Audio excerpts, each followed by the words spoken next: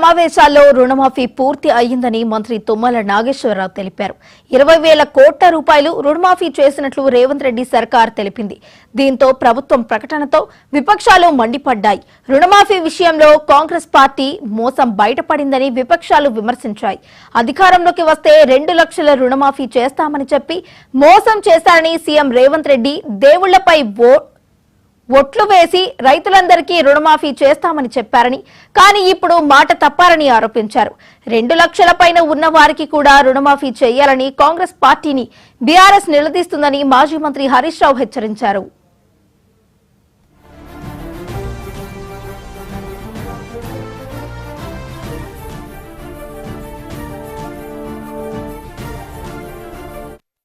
ప్రభుత్వ నిర్ణయం మీకు ఇప్పుడు ప్రత్యేకంగా చెప్పదలుచుకున్నది ఏంటంటే, ప్రభుత్వ నిర్ణయం 2 లక్షల వరకు ఉన్నటువంటి రుణమాఫీ 2 లక్షల పైన లేదు. 2 లక్షల వరకు ప్రభుత్వ నిర్ణయం చెప్తున్నా.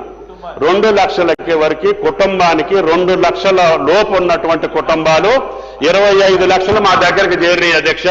వాటికి మించి వల్లే 20,616 కోట్లు జమ చేయడం జరిగిందని చెప్పి గౌరవ సభ్యులకు సవినీయంగా మనం చేస్తున్న ప్రభుత్వ నిర్ణయం మీకు ఇప్పుడు ప్రత్యేకంగా చెప్పదలుచుకున్నది ఏంటంటే, ప్రభుత్వ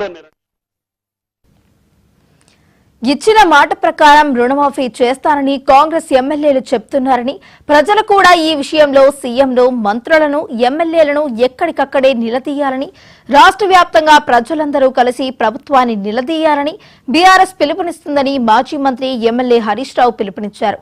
రుణమాఫీ పూర్తయ్యే వరకు ఈ ప్రభుత్వాన్ని అసెంబ్లీలోనూ వదిలిపెట్టబోమని అన్నారు.